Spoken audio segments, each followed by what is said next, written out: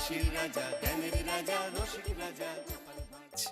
আজকে গিন্নি কাঁচা লঙ্কা দিয়ে কুচো চিংড়ির ঝালটা যা বানিয়েছিল না, খেতে খেতে দেরি হয়ে গেল।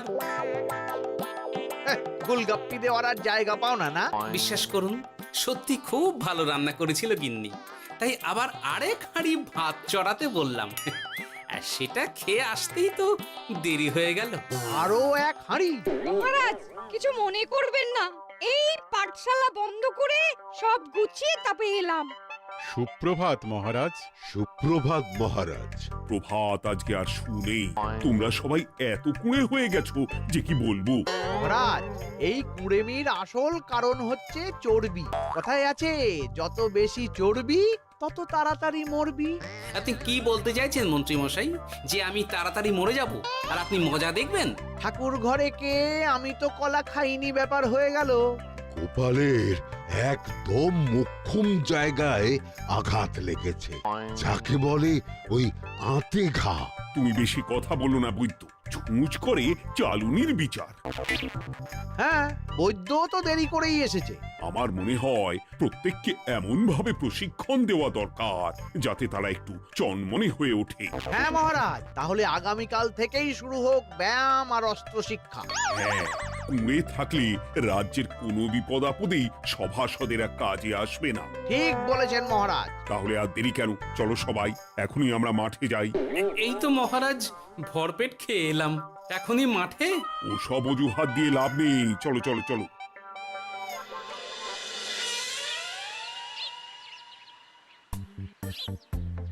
এবার সবাই সারিবদ্ধভাবে দাঁড়িয়ে পড়ো।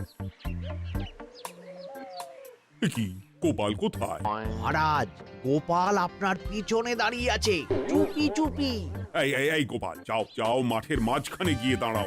এই চাঁদি ফাটা রোদে কেন মহারাজ সুস্থ শরীরকে ব্যস্ত করছেন? এসব বাজে কথা শুনতে চাই না। শুয়ে বসে থেকে শরীরের কি অবস্থা করেছো? শরীরের নাম মহাশয়, যা সবে তাই সয়। তুমি যাবে না, তোমাকে এক্ষুনি বরখাস্ত করবো। কি জ্বালা! যেখানে আমার সব কাজ বুদ্ধি দিয়েই হয়ে যায়, সেখানে গায়ের জোরের কি দরকার? হ্যাঁ, এই গোপাল, আমি 1 থেকে 3 অব্দি গুনবো, তারপরে সবাই এই মাঠের ধার বরাবর 5 বার পাক দিয়ে দৌড়বে। ঠিক আছে মহারাজ, আমি প্রস্তুত। আমি রোগা পটকা আছি, কোনো সমস্যাই হবে না। হয়ে গেল। সবাই প্রস্তুত? 1 2 3। কি হলো গোপাল, দৌড়াও দৌড়াও। মহারাজ, এর থেকে বেশি জোরে পারবো না। আই, কে আছো? একটা কঞ্চি দাও। এই সেরেছে। বেশ হয়েছে, বেশ হয়েছে। ব্যাটার এবার চর্বি কমবে। কি হলো গোপাল? হ্যাঁ, হয়ে গেল? হ্যাঁ?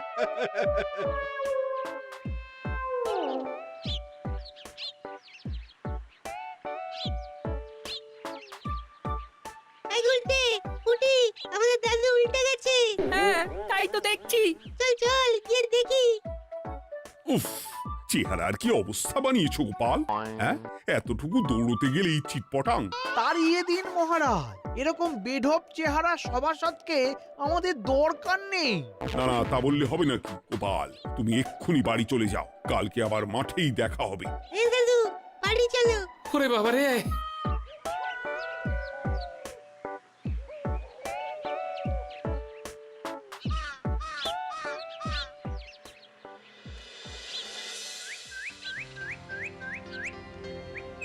আরে ধুর ছাতার মাথা, তখন থেকে জল খেয়েই চলেছ। কি হয়েছে সেটা বলবে তো? শরীর চর্চা হয়েছে, শক্তি খরচা হয়েছে, আর পারছি না। উফ, বাপরে বাপ, কি পায়ে ব্যথা! এই জন্যেই আমি বলি বাপু, একটু বপুটাও নড়াও। কিন্তু কার কথা কে শোনে? ওরে বাবা, অকারণে সুস্থ শরীর ব্যস্ত করবো কেন বলো তো? বেশি নড়াচড়া করলেই আয়ু কমে যায়। তোমার এই বাজে কথা কোন শাস্ত্রে লেখা আছে শুনি? শাস্ত্রে কেন যাব, বাস্তবে জলজ্যান্ত উদাহরণ আছে। আমি মানতে পারছি না। হুম, মানতে পারছি না বললে তো হবে না, তোমাকে মানতেই হবে। বেশ, প্রমাণ করো। আমি যদি তোমাকে প্রমাণ করে দিতে পারি, তাহলে আজ থেকে বাড়ির বাজার দোকান করার দায়িত্বটাও তোমাকেই নিতে হবে। দিদা তুমি তো ফেঁসে যাবে, দাদুর সঙ্গে বাজি লড়বে না। এই বাদ দে তো, তোর দাদু আগে প্রমাণ করুক যে বেশি নড়াচড়া করলে বয়স কমে। হ্যাঁ তাহলে বাজি? হ্যাঁ বাজি। আচ্ছা ঠিক আছে, বেশ। তুমি তুমি একটা পশুর নাম বলো তো, যারা খুব তাড়াতাড়ি দৌড়য়। ঘোড়া, হরিণ, চিতাবাঘ আরো আছে। আচ্ছা, এবার সবচেয়ে আস্তে আস্তে কোন পশু চলে, এরকম একটা পশুর উদাহরণ দাও। কেন কচ্ছপ? এই তো পেয়ে গেছে উত্তর। এবার তুমি বলো তো, কচ্ছপ কত বছর বাঁচে, আর ঘোড়া, হরিণ, চিতাবাঘ এরা কত বছর বাঁচে? চিতাবাঘ, ঘোড়া কেউই 30 বছরের বেশি বাঁচে না, কিন্তু কচ্ছপ 300 বছরও বেঁচে থাকে। হেরেছে, হেরেছে, আমার বউ হেরেছে। উফ, জীবনের কত বড় চাপ নেমে গেল। হ্যাঁ, এই তুমি আমাকে এভাবে হারালে। তখনই বললাম দাদুর সঙ্গে বাজি লড়তে যেও না। নাও এবার খেলা সামলাও।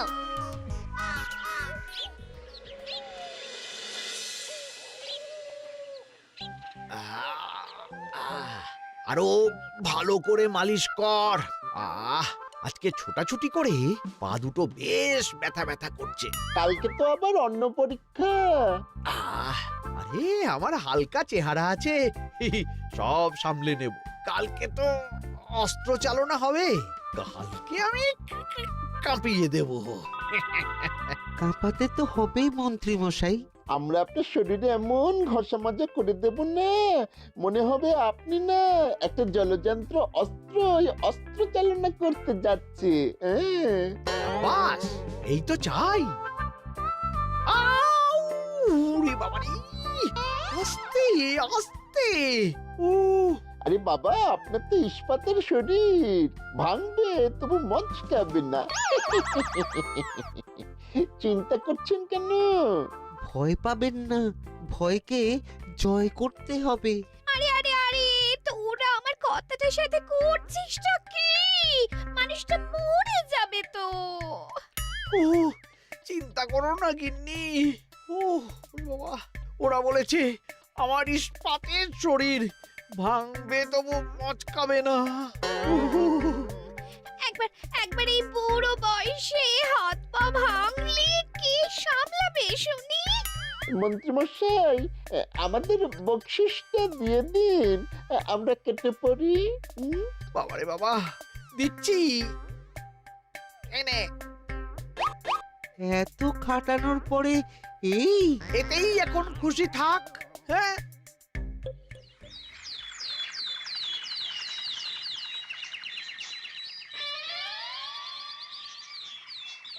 এবার তোমাদের সকলকে অস্ত্র শিক্ষা দেওয়া হবে। উফ, রোজ রোজ কি জ্বালাতনে পড়েছি, বাপরে বাপ।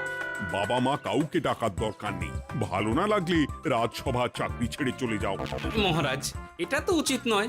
যে যেটাই পারদর্শী তাকে সেটাই করতে দিন না। একটা বাঁদরকে যদি আপনি বলেন শিকার করে মাংস খেয়ে দেখা, সে কি পারবে মহারাজ? মহারাজ, গোপাল একটু বেশি কথা বলছে, ওকে আপনি বের করে দিন। আমি তোমার কথায় গলবো না গোপাল, তোমাদের সবাইকে এখন অস্ত্র শিক্ষা শিখতেই হবে। কর্তার ইচ্ছায় কর্ম, এখন তো আমার আর কিছুই বলার নেই। তাহলে আর দেরি কেন, তোমরা সবাই একটা করে ঢাল আর একটা করে তলোয়ার তুলে নাও। সেনাপতি, বলুন মহারাজ। তুমি সকলকে অস্ত্র শিক্ষা দেবে, তলোয়ার চালানো শেখাবে। এক এক করে প্রত্যেকে তোমার কাছে যাবে, আর এক এক করে তুমি সবাইকে তলোয়ার চালানো শেখাবে। আচ্ছা মহারাজ, তাহলে ওই সবার প্রথমে চলে আসুন মন্ত্রী মশাই। হ্যাঁ, আমি প্রস্তুত। আমার শরীর ইস্পাতের মতো, ভাঙবো তবু মচকাবো না।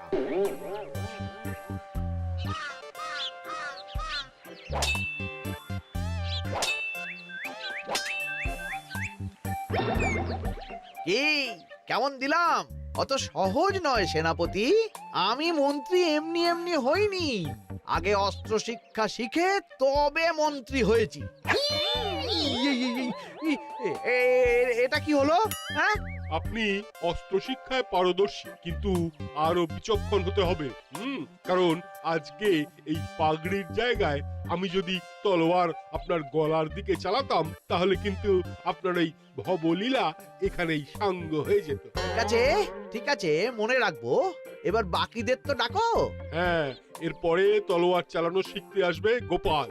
গোপাল দাদু, গোপাল দাদু। বাবা বাবা বাবা, গোপাল তুমি আবার দলবল নিয়ে এসেছো। হুম, দেখি তোমার কত দম। গোপাল, তুমি প্রস্তুত হও। হ্যাঁ হ্যাঁ, আমি প্রস্তুত। ওরে বাবারে, এ তো ভয়ানক চাপের কাজ। আমাকে বেশ বেগ পেতে হচ্ছে। সামলাও গোপাল।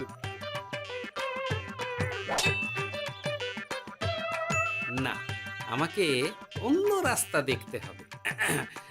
সেনাপতি, মহারাজের দিব্যি, তুমি আমার দিকে তলোয়ার ঢাল বাড়াবে না। এই এটা কি হলো? সত্যি তো, এটা কি হলো? গেল গেল গেল গেল গেল গেল গেল, দুটিটা খুলে গেল গো। দেব নাকি এবার কুচ করে কেটে? জিতে গেছি, জিতে গেছি। এটা কি হলো? শত্রুপক্ষ কখনো কারো দিব্যি শুনবে না। আর সেনাপতি, তুমি কি ওখানে দাঁড়িয়ে দাঁড়িয়ে মজা দেখছো? আমি কি করব মহারাজ, গোপাল যে আপনার দিব্যি দিয়ে দিল। গোপাল বেটা খুব চালাক। তাহলে এখন উপায়? ওসব গোপাল তোমাকে বোকা বানাবার জন্য করেছে। তুমি ধুতি ঠিক করে আবার লড়াই চালিয়ে যাও। যথাজ্ঞা মহারাজ।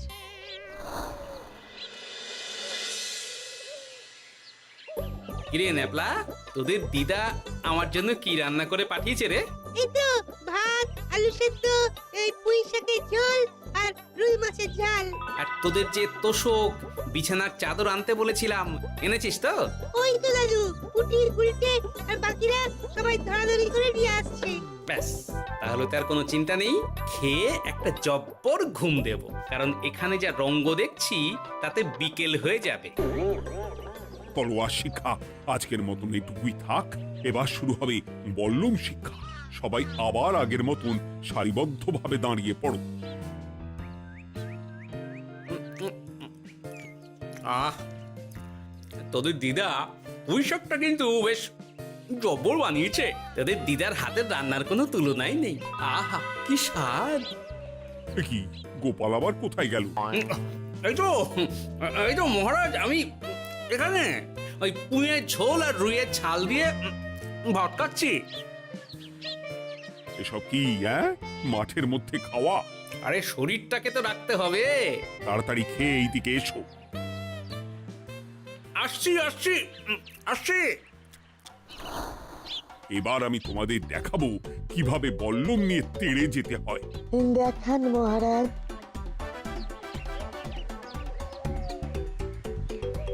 এ তো খুবই সোজা মহারাজ।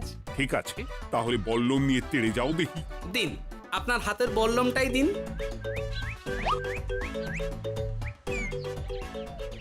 আরে আরে, গোপাল তো মাঠ থেকেই চলে গেল। আমি ডেকে আনছি মহারাজ। আরে আরে, ও গোপাল, গোপাল, মহারাজ ডাকছেন। থামো থামো। মহারাজ বলেছেন বল্লম নিয়ে তেড়ে যেতে। তেড়ে গিয়ে আবার ফিরে আসতে তো উনি বলেননি।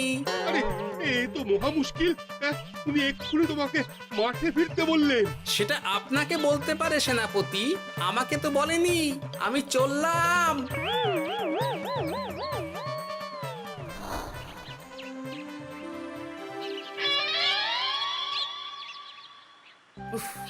বাবারে বাবা, কি ঝক্কি! অনেক বুদ্ধি করে মাঠ থেকে খাটে চলে এসেছি। আমি আর উঠছি না। এ কি বলি, তোমাদের তো এখন অস্ত্র শিক্ষা নেওয়ার কথা। হ্যাঁ, তোমার বলা নেই, কোয়া নেই, অমনি বাড়ি চলে এলে। আরে বাবা, ওইসব অস্ত্র শিক্ষা মানেই সুস্থ শরীরকে ব্যস্ত করা, অসহ্য খাটনি, অযথা কষ্ট। কষ্ট করলে তবেই কেষ্ট পাওয়া যায়। হ্যাঁ, তোমায় আমি আগেও বুঝিয়েছি, যেখানে বুদ্ধি কথা বলে সেখানে দেহের শক্তি নীরব দর্শক গিন্নি। আরে বাবা, সে না হয় বুঝলাম, কিন্তু মহারাজ তো ভালোর জন্য সবাইকে অস্ত্র শিক্ষা দেওয়ার চেষ্টা করছে না। আরে বাবা, যার যা কাজ তাকে সেটা করালেই পারে। মহারাজ তো সেটা বুঝতেই চাইছেন না। আমি এখন ঘুমোবো।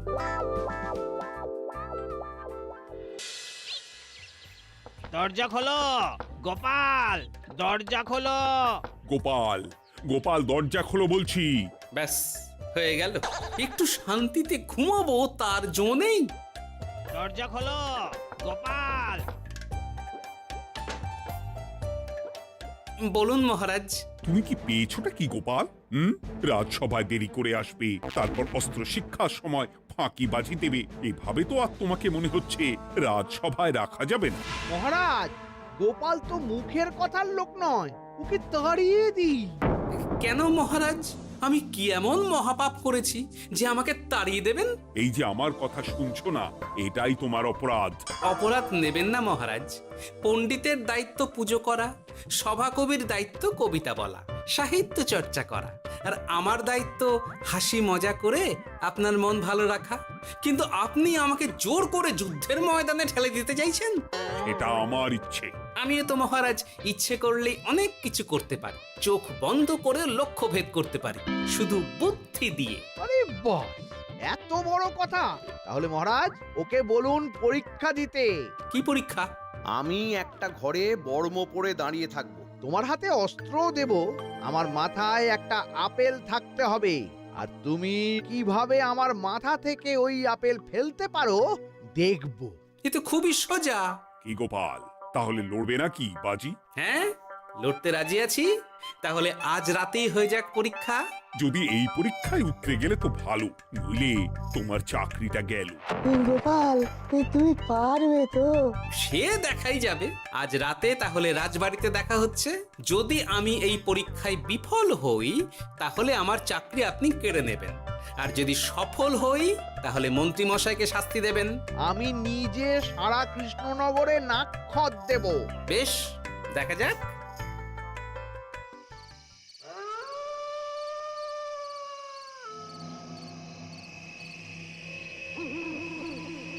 কি মন্ত্রীমশাই, ব্যবস্থা সব ঠিকঠাক হয়েছে তো? হ্যাঁ, এবার শুধু গোপালের পরীক্ষার পালা। আমি তাহলে বাইরে গেলাম, গোপালকে পাঠিয়ে দিচ্ছি।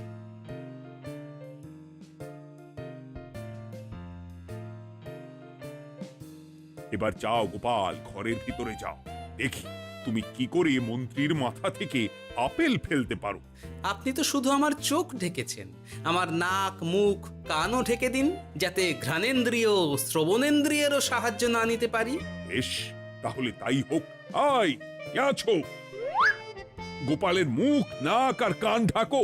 যথা আজ্ঞা মহারাজ। একটু একটু মোটা কাপড় দিয়ে নাক মুখ ঢাকো, হ্যাঁ, যাতে সেভাবে আপেলের গন্ধ না পাই।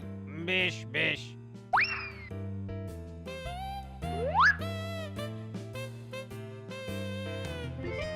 যাও গোপাল। গোপাল, এবার তোমার চাকরি গেল। এবার তুমি কি করবে? কি করবে? দৌড় ঝাঁপে ফাঁকিবাজি? হ্যাঁ?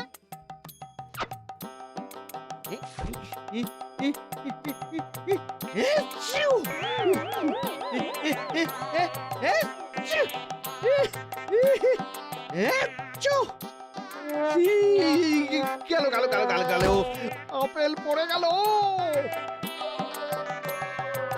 আপেল পড়ে গেল? মহারাজ, এর মধ্যেই গোপাল আপেল ফেলে দিয়েছে। ঘরের ভেতরে চলো।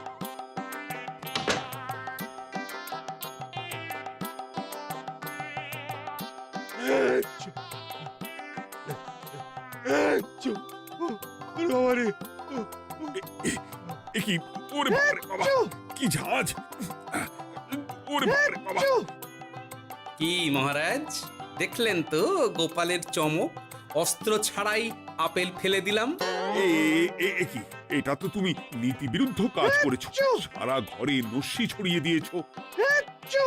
মহারাজ, হাঁটতে গিয়ে আপেল পড়ে গেছে। এবার সারা কৃষ্ণনগরে নাক্ষত দিতে হবে।